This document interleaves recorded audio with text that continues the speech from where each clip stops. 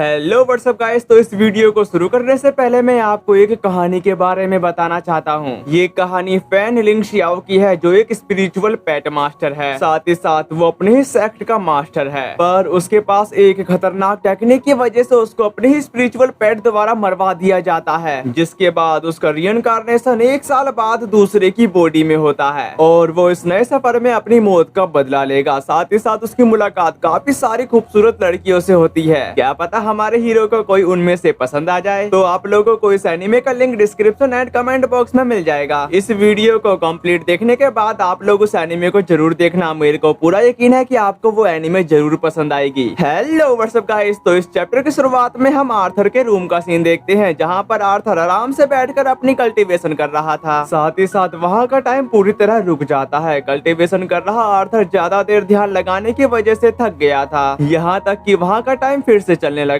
जिसकी वजह से आर्थर हाफते हुए थक के मारे लेट कर कहने लगता है, मुझे यकीन नहीं हो रहा कि यह केवल कुछ सेकंड तक ही चल सकता है। क्या यह मेरी लापरवाही का नतीजा है? इसको करने का जरूर कोई और तरीका होगा, पर ऐसा नहीं हो सकता। मुझे अपनी पावर को और ज्यादा बढ़ाना होगा ताकि मैं अपने लोगों को प्रोटेक्ट कर सकूं, इसलिए तो मैं यहाँ पर आया हूँ। उसी वक्त वहाँ पर सिल्वी भी आ गया था। उसको अपने सामने देखकर आर्थर को वो पल याद आता है जहाँ पर आर्थर अपनी फैमिली से मिलने के लिए उनके घर वापस आ चुका था। फिर वो उनसे मिला और खूब सारी बातें भी करी। ये सब सोचने के बाद आर्थर सिल्वी का गाल सहलाते हुए कहता है, मैं वापस आ गया। जिसके बाद वो उसको अपने करीब ले आया था, लेकिन उसके अंदर से काफी ज्यादा बदबू आ रही थी। Episode 9 the king teacher. अगले सीन में आर्थर सिल्वी को रगड़ रगड़ के नहला रहा था ताकि उसके अंदर से आने वाली बदबू खत्म हो सके, पर सिल्वी नहाना नहीं चाहता था, इसलिए वो इधर उधर हिलने लगता है। जबकि आर्थर उसको हिलने से मना करते हुए कहता है, मैं तुमको इस ब्यूटीफुल मैंसन में बदबू फैलाने नहीं दे सकता। फिर भी हेल्स्टिया के बारे में ऐसा लगता है कि ऑक्सन हाउस उनके लिए सचमुच प्रॉफिटेबल है। ये कहने के बाद वो उन सर्वेंट को याद करता है जहाँ पर उसने सर्वेंट से कहा था लिलिया स्ट्रेस में है, जिस पर वो सर्वेंट बताती है दरअसल उसके माता पिता की सबसे बड़ी इच्छा है कि उनकी बेटी एक मेज के रूप में अवेकन हो सके, भले ही वह मेज ना हो। इसको याद करने के बाद आर्थर कहा, सच में मैं इसके बारे में क्यूरियस हूँ। उसको सोच में डूबा देखकर सिल्वी उसको झाग फेंक कर मारता है ताकि उसका ध्यान अपनी ओर ला सके। जबकि आर्थर उससे माफी मांगते हुए कह रहा था, माफ कर दो सिल्वी, अब मैं तुम्हें पहुंच देता हूं। जिसके कुछ देर बाद सिल्वी साफ सुथरा होकर चमकने लगा था। दूसरी तरफ आर्थर अपना पसीना पोंछते हुए बताता है, ठीक है अब तुम बिल्कुल साफ हो गए हो। साथ ही साथ वहाँ पर एलिस, मिस्ट्रेस और लिलिया भी आ गए थे। तभी एलिस आर्थर से कहती है, तो ठीक है अब तुमको एकदम साफ सुथरा होने का समय आ गया है। यहाँ तक कि एलेनोर भी उनकी इस बात से एग्री थी, लेकिन इस बात की वजह से आर्थर काफी ज्यादा हैरान लग रहा था। इसके बाद यहाँ सीन शिफ्ट होकर बार शॉप की तरफ आ जाता है, जहाँ पर एक मुस्टंडा आर्थर को बड़ी अजीब नजरों से देखकर कहता कि हमारे पास एक अनोखा हीरा है, यह मजेदार होगा, डरो मत, मैं तुम्हें चमकाऊंगा और चमकाऊंगा। उसकी ऐसी बातों को सुनकर आर्थर घबरा गया था। अब आर्थर के साथ जो भी कुछ होने वाला है वो आर्थर जानता है। बाहर की तरफ हम उन लोगों को देखते हैं जो आर्थर का ही इंतजार कर रहे थे। तभी आर्थर बाहर आ गया था और वो चारों आर्थर के गुड लुकिंग चेहरे को देखकर उस पर लट्टू हो जाते हैं।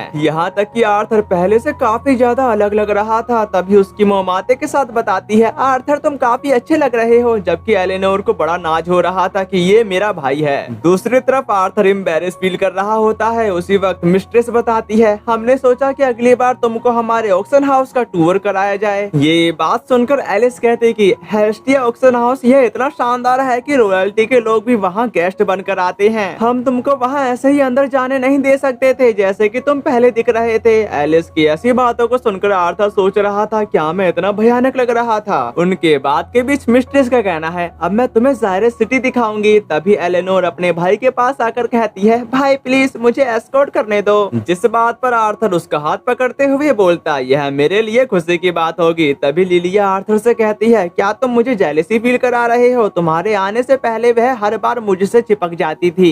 जिसका जवाब देते हुए आर्थर बताता है, वह बस अपने भाई के बारे में एक्साइटिंग थी जो अभी अभी वापस आया है। मैंने ठीक कहा है ना एलेनोर? उसकी इस बात पर एलेनोर एग्री थी, जो सुनकर आर्थर के खुशी का ठिकाना नहीं था। फिर लिलिया आर्थर की ड्रेस को देखकर कहती है, अच्छी बात है कि यह आउटफिट तुम पर अच्छा लग रहा है। जिस पर आर्थर बताता है, तुम नहीं तो इसे मेरे लिए चुना, लेकिन लिलिया ने उसके लिए सब कुछ खुद नहीं चुना, उसकी मॉम ने भी उसकी मदद की थी। दूसरी तरफ से एलिस उनको अपने पास बुला लेती है क्योंकि अब उनको अगली जगह पर जाना है। नेक्स्ट सीन में आर्थर के लिए कपड़े सेलेक्ट किए जा रहे थे और उनको उसको इसमें काफी ज्यादा मजा आ रहा होता है। अगले सीन में टाउन के बीचों बीच एक स्टैचू था जिसकी उंगली पर आर्थर कुछ डालने की कोशिश कर रहा होता है। कुछ देर मशक्कत करने के बाद आखिर में उसने वो उसकी उंगली पर डाल ही दिया। तभी कुछ बदमाश आर्थर की तरफ कुछ फेंक कर मार देते हैं। उसको फेंकने के बाद वो बदमाशों का ग्रुप हंसते हुए वहाँ से चला जाता है। तभी आर्थर उनके बारे में पूछता है जिस पर लिलिया बताती है वो लोग जायरस एकेडमी के स्टूडेंट थे। जो सुनकर आर्थर का कहना है लेकिन मुझे लग रहा था कि वो बदमाशों का ग्रुप है। इस पे लिलिया बोलती तुमने ठीक कहा, पर यहाँ पर उस यूनिफॉर्म वालों के साथ रॉयल की तरह ट्रीट किया जाता है। जो सुनकर आर्थर थोड़ा परेशान हो चुका था। उसी वक्त उसको एक दुकान से ओरा फील होता है, जिसके बाद हम उस दुकान का सीन देखते हैं जहाँ पर काफी सारे बीस्ट कोर रखे हुए थे। तभी मिस्ट्रेस आर्थर को बताती है यह बीस्ट कोर है, पर आर्थर को यकीन नहीं हो रहा था कि यह बीस्ट कोर है। जबकि मिस्ट्रेस उसको बीस्ट कोर के बारे में बताती है यह मानव बीस्ट से लिया गया मैजिक कोर है। यह अपने मास्टर की स्ट्रेंथ को इंक्रीज कर देता है। जिस पर आर्थर सवाल करता है क्या हम बीस्ट कोर को खरीद और बेच सकते हैं। जिस पर मिस्ट्रेस बताती है क्या तुम्हें इसके बारे में पता नहीं था, हम तुमसे पहले ही अलग हो गए थे इसलिए तुमको इसके बारे में सही ढंग से नहीं पता। उसी वक्त आर्थर अपने मन में कहा एल्फ के यहाँ ऐसा कल्चर नहीं था। यहाँ तक कि मिस्ट्रेस कहती है इसका असर हर एक कोर पर निर्भर करता है। अगर इसमें बीस्ट व्हील है तो उसकी कीमत लगभग 100 गोल्ड कॉइन होगी। लेकिन आर्थर इसका वजन तोलने लगा था। तभी एलिस उसको समझाती है हे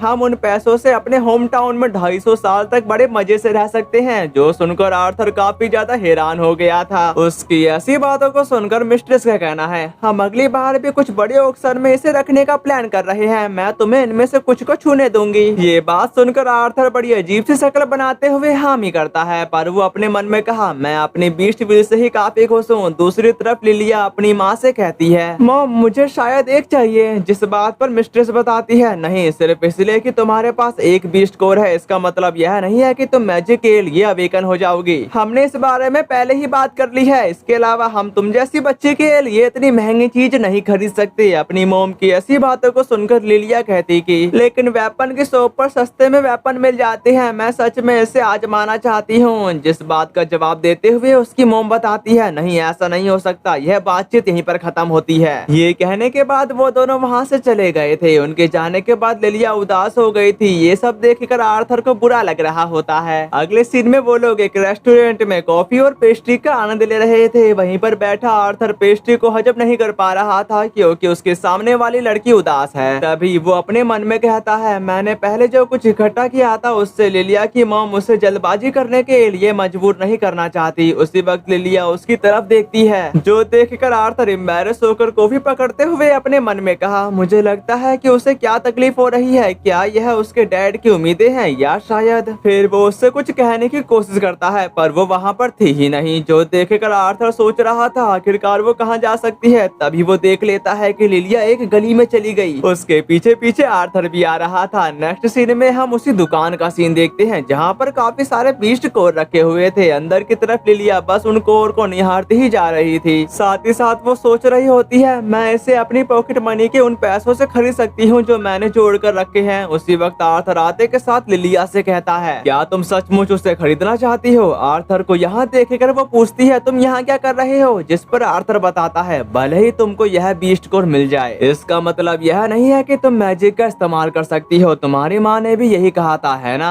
उसकी ऐसी बातों को सुनकर लिलिया कही जब तक हम कोशिश नहीं करेंगे हमको इसके बारे में पता नहीं चल सकता। जो कहने के बाद वो बीस्ट कोर को उठाने ही वाली थी तभी आर्थर उसको रोकने के साथ बताता है अगर यह काम नहीं किया तो क्या होगा। इस पे लिलिया बोली मैंने अब तक अलग अलग तरीके अपना लिए हैं। मैं सिर्फ इसलिए निराश नहीं होंगी क्योंकि मैं यहाँ नाकाम हो गई हूँ। तुमको यह पता नहीं चलेगा क्योंकि तुम स्पेशल हो। मम्मा और पापा ने दोनों ने मुझे कभी भी बीस्ट कोर छूने नहीं दिया चाहे कुछ भी हो। उसकी ऐसी बातों को सुनकर आर्थर अपने मन में कहता है मैं समझ गया तो उसे कोने में ढकेलने वाली एकमात्र चीज यह है। फिर वो उससे कहा लिलिया मेरी बात सुनो। और वो आगे कुछ भी कह पाता उससे पहले ही लिलिया उसको धक्का देते हुए कहती है मुझे अकेला छोड़ दो। लेकिन वो उसको धक्का देने के चक्कर में खुद ही गिरने लगती है। गिरते समय लिलिया एक जायरस बंदे से टकरा गई थी। साथ ही साथ वो उससे माफी भी मांगती है पर वो बदमाश उसकी तरफ देखते हुए कहा तुम कौन हो बच्ची और तुम इससे माफी कहती हो। तुमको क्या लगता है कि हम कौन हैं। उसी वक्त शॉप ओनर आते के साथ कह रहा होता है अरे यहाँ क्या हंगामा है। पर वो उनकी यूनिफॉर्म देखकर घबराते हुए पीछे हटकर बोला मेरा मतलब है यहाँ इतनी शांति कैसे है। उसकी ऐसी बातों को सुनकर वो लड़का कहता है अरे थे, क्या तुमने उसकी बातें सुनी? लेकिन वो बंदा लिलिया को बताता है ठीक है अब खेलने का समय आ गया है। ये कहने के बाद वो अपने फायर एलिमेंट को एक्टिवेट कर देता है, जो देखकर लिलिया घबरा गई थी, जबकि आर्थर को लग रहा था कि मैं यहाँ फाइट करे बिना नहीं जा सकता। उसी वक्त लिलिया अपना एक कदम पीछे बढ़ा देती है, जो देखकर तीसरा बंदा कहा अब भागने का कोई रास्ता नहीं है। जो सुनने के बाद आर्थर अपने मन में कहा मैं चाहूंगा कि हम दोस्ताना ढंग से इस मामले को यहीं पर सुलझा ले, वरना मैं इनको इतना मारूंगा कि यह एकेडमी में जाने लायक नहीं बचेंगे। साथ ही साथ आर्थर ने अपनी पावर को एक्टिवेट कर लिया था। उसी वक्त गेट खुलने की आवाज आती है, जिसके बाद लिलिया की मोमाते के साथ उससे कह रही थी तुम यहाँ क्या कर रही हो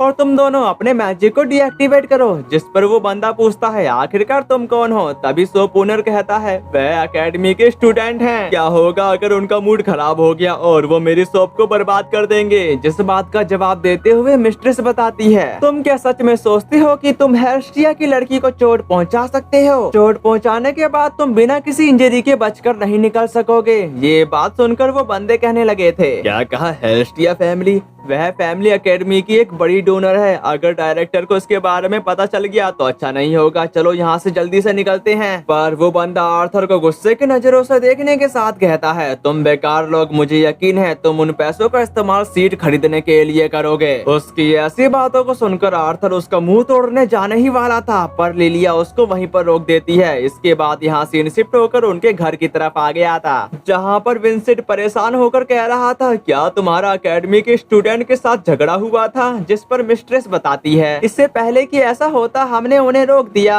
जो सुनकर एलिस कहती कि किसी भी तरह से मैं उन स्टूडेंट के बारे में चिंतित थी। तभी लिलिया अपने डैड से माफी मांगने लगती है। अपनी बेटी की ऐसी बातों को सुनकर विंसेंट बताता है लिलिया कोई बात नहीं, इसकी चिंता मत करो, तुम भी आर्थर, इससे तुमको एकेडमी में एडमिशन लेने में कोई परेशानी नहीं आएगी। अब तुम आराम कर सकते हो और हमने एकेडमी को सफिशिएंट डोनेशन दिया है, तुम सिर्फ इस वजह से अपनी सीट नहीं खो दोगे। जिस बात का जवाब देते हुए लिलिया अपने डैड से कहती है क्या इसका मतलब यह हुआ कि आप चाहते हैं कि आर्थर मेरी जगह एकेडमी में एंटर करें? इस पे विंसेंट का कहना है मैंने ऐसा नहीं कहा। तभी लिलिया बोली मैं कभी भी मैजिक का इस्तेमाल नहीं कर सकती, इसलिए आप मेरे बजाय आर्थर को एकेडमी में डाल रही हो, मैं ठीक कह रही हूँ है ना? ये बात सुनकर मिस्ट्रेस लिलिया को बताती है तुम ये क्या कह रही हो लिलिया, शांत हो जाओ। पर लिलिया भड़कते हुए कहती है मुझे आपसे नफरत है पापा, आर्थर मैं तुमसे नफरत करती हूँ। इसके बाद हम शाम का सीन देखते हैं। घर के अंदर की तरफ आर्थर लिलिया के कमरे के पास खड़ा होकर उसे खाने के लिए बुला रहा था। उसी वक्त हम वहाँ पर एक बंदे को देखते हैं जो आर्थर को ग्रीट कर रहा होता है। इसके बाद हम लिलिया के पास की तरफ आ गए थे, जहाँ पर लिलिया अपने डैड से एकेडमी का नाम ले रही थी। उसकी बात पर एग्री करने के साथ विंसेंट बताता है यह सही है, ये वो स्कूल है जिसमें तुम बड़ी होने के बाद एडमिशन लोगी ताकि तुम एक मेज बन सको। जो सुनकर लिलिया काफी ज्यादा खुश होने के साथ कहती है मैं एक मेज बनूंगी। और धीरे धीरे समय बीतता गया। तभी लिलिया अपनी मॉम से पूछती है मैं मैजिक के लिए कब अवेकन होंगी? इस पे उसकी मॉम बोली इसमें जल्दबाजी करने की जरूरत नहीं है, तुम्हारी एज के हिसाब से यह नॉर्मल बात है। साथ ही साथ उसके डैड का कहना है हमने एकेडमी के लिए सफिशिएंट डोनेशन दिया है, इसलिए तुम्हारे लिए हमेशा एक सीट उपलब्ध रहेगी। जिसके बाद लिलिया अपने डैड की कही गई बातें को याद करती है। रेलोंस तुम आर्थर को जायरस एकेडमी में क्यों नहीं भेजते? हमने एकेडमी को सफिशिएंट डोनेशन दिया है, मुझे यकीन है कि तुम उन पैसों का इस्तेमाल सीट को खरीदने के लिए करोगे। उसको सोच में डूबा देखकर आर्थर लिलिया का नाम पुकारने लगा था। तभी वो अपनी ख्वाबों की दुनिया से बाहर आ जाती है। साथ ही साथ आर्थर उसको बताता है तुम्हारे मॉम डैड तुमको लेकर परेशान है, लेकिन इसके बारे में लिलिया उससे बात नहीं करना चाहती थी। जो देखकर आर्थर अपने मन में कहा माफी मांगने में कभी भी एरोगेंट भी छिपा होता है, भले ही मेरा इंटेंट ऐसा ना हो, लेकिन जब संपन्न का सामना वंचित से होता है। दूसरी तरफ से लिलिया आर्थर से माफी मांग रही होती है क्योंकि वो आर्थर से जेलस थी, यहाँ तक कि वो वहाँ पर अचानक आया, साथ ही अपनी जबरदस्त पावर का बखान किया। जबकि वो सीधे तौर पर उससे कहती है तुमने पापा का पूरा ध्यान अपनी ओर खींच लिया। उसकी ऐसी बातों को सुनकर आर्थर बताता है यह सही नहीं है, लेकिन लिलिया उसकी बात पर ध्यान ना देते हुए बोली माफ कर दो, मैं ही यहाँ पर गुनहगार हूँ क्योंकि मैं कभी भी मैजिक के प्रति अवेयर नहीं हो सकती। मुझे यकीन है कि मेरे मॉम डैड दोनों मुझसे निराश होंगे। उसकी ऐसी ऐसी बातों को सुनकर आर्थर समझ चुका था, क्योंकि वो भी इस एहसास को अच्छी तरह से जानता है। सेल्फ डिस्क्लोजर और सेल्फ टाउन की ऐसी कोल्ड फीलिंग है जैसे डार्कनेस में पिघल रहा हूँ। उस मामले में तभी आर्थर लिलिया का गाल पकड़ लिया था, जो देखकर वो उसका रीजन पूछती है। तभी आर्थर बताता है, बेशक यह सच नहीं है, मेरा मतलब है मैं साफ तौर पर कह सकता हूँ कि तुम कड़ी मेहनत कर रही हो। जब मैं अपने पेरेंट्स से दूर था तो वहाँ पर एक लड़की थी जो मुझे हमेशा दिलासा देती थी। फिर हम उस सीन की तरफ आते हैं जहाँ पर आर्थर जब भी परेशान होता तो हर मुश्किल समय में टेसिया उसके साथ होती,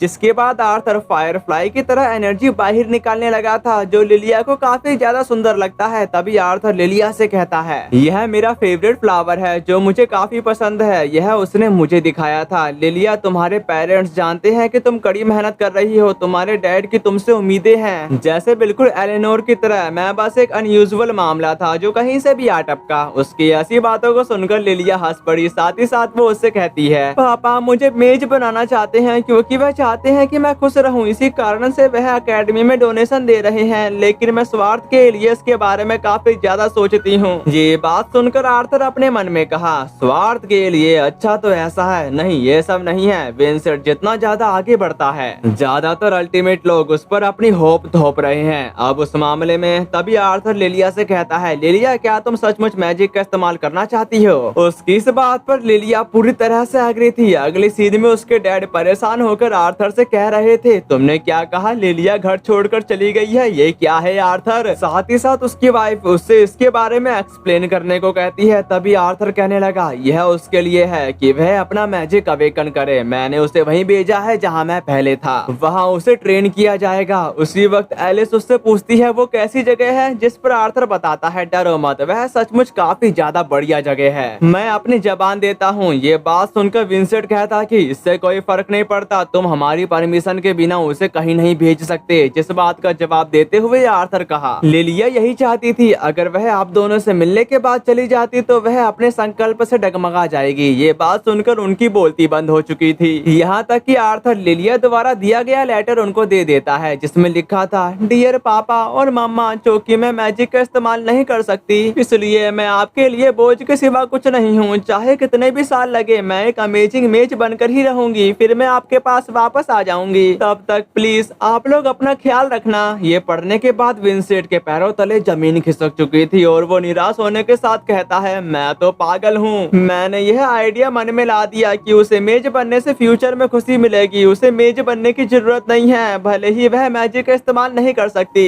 वह अभी भी मेरी प्यारी बेटी है। उनकी ऐसी बातों को सुनकर आर्थर वहाँ की तरफ देखते हुए लिलिया से कहता है, तुमने सुना लिलिया? तभी लिलिया गेट खोलकर उनके सामने आ जाती है। साथ ही साथ उन दोनों का ध्यान उसी की तरफ चला गया था। तभी आर्थर उसके पास जाते हुए बताता है, देखा जैसा कि मैंने तुमसे कहा था। वहाँ के इस नजारे को देखकर विंसेंट के कुछ भी समझ में नहीं आ रहा था कि यहाँ पर क्या हो रहा है। तभी लिलिया अपने पेरेंट्स की ऐसी हालत को देखकर कहती कि पापा मम्मा मुझे झूठ बोलने के लिए माफ कर दो, जबकि आर्थर सामने की तरफ आते हुए समझाता है, नहीं मुझे माफी मांगनी चाहिए, मुझे ऐसा करने के लिए माफ कर दो। एक बच्चे के गायब होने के लिए यह उनके मोम डैड की डेथ से भी ज्यादा घातक होता है, विशेषकर इसलिए कि मैंने एक बार अपने मोम डैड को भी इसी कारण से दुखी कर दिया था। मैं जानता हूँ कि आप दोनों का एक ही मेथड से टेस्ट करना काफी बुरा होगा। ये सब सुनने के बाद विंसेंट बताता है, नहीं है ठीक है, मैं ही सबका कारण हूँ। फिर वो रेलॉन्स और एलिस की तरफ देखते हुए कहता है, मैं काफी सेंसिटिव था, मैं तुम्हारे बेटे को जो अभी अभी घर आया है उसे एकेडमी में भेजने की कोशिश कर रहा था। मैं सच में एलिस, रेलॉन्स हमें माफी मांगने की परमिशन दो और हमें माफ कर दो। लिलिया तुमको एकेडमी में जाने की जरूरत नहीं है, तुम्हें मेज बनने की जरूरत भी नहीं है। अपने डैड की ऐसी बातों को सुनकर लिलिया अपने डैड को बताती है, पापा लेकिन मैं अभी भी एकेडमी जाना चाहती हूँ, भले ही इसमें ज्यादा समय लगे, फिर भी मैं मैजिक का इस्तेमाल करना चाहती हूँ। फिर मैं एक दिन मेज बनना चाहती हूँ जो दूसरों को खुश कर सके, और सिर्फ मैं ही नहीं, बिल्कुल आर्थर की तरह।